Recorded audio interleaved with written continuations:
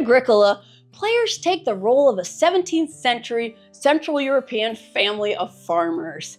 Each turn, players use the husband and wife tokens to take actions from an expanding array of options, one of which is family growth.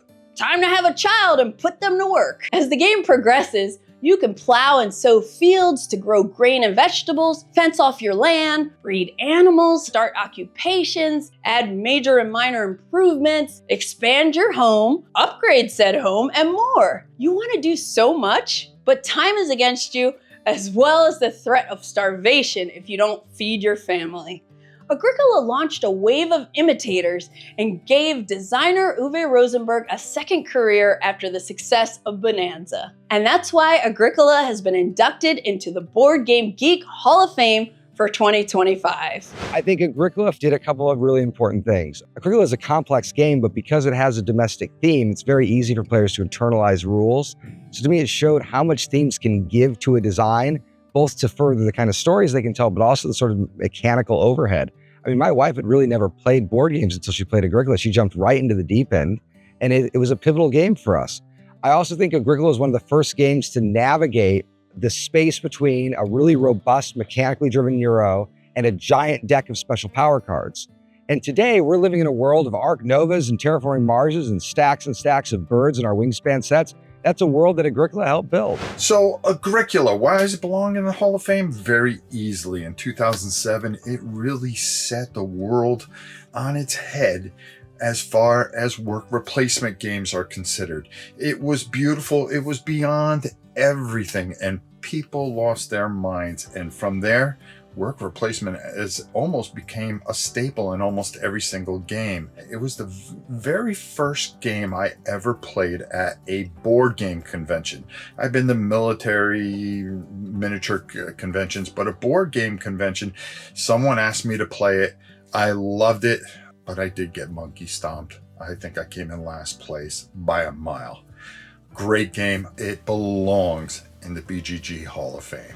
This has been a groundbreaking game because prior to this game, we were all playing games where we got to build empires, build civilizations, huge cities and everything else. And in this game, you can make a ladder or a fishing rod. And it stripped down all of that epic building games that we have down to you're just running a farm in the Middle Ages and you're trying to grow some crops and maybe feed some sheep and things like that. But this put farming games on the map. There were probably farming games before this, but this is the one that made them very, very popular. It is still a very good game. It is still a classic, and this game has done a huge amount for the hobby. Uwe Rosenberg did design games before this, but this is the one that absolutely put him on the map. It's Agricola, Jay. It's Agricola. They're all wrong. It's Agricola. Let's just agree on that now, please, please. But Agricola definitely deserves to be in the BGG Hall of Fame because there was that time where everyone played Agricola all the time. And I had never seen a Euro game sweep across the states like Agricola did. Uwe Rosenberg is now a household name for gamers the world over because of Agricola. Only for them years later to be like, oh yeah, he did Bohnanza? But for the first time ever, we weren't going off into battles. We weren't trading in the Mediterranean. We were all farmers making the best farm possible. And oh my gosh, we all loved it. Loved it.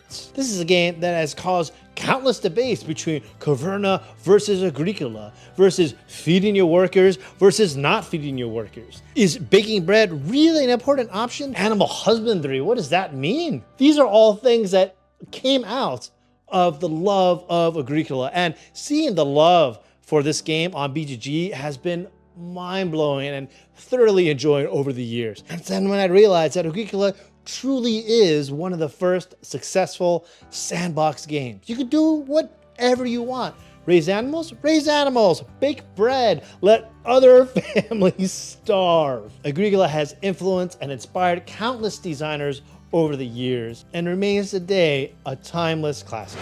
Thank you to all of the contributors who helped make this video, and thank you for joining us in celebrating these incredible games and designers who have shaped the hobby we love. For more details and to explore even more amazing games, visit BoardGameGeek.com.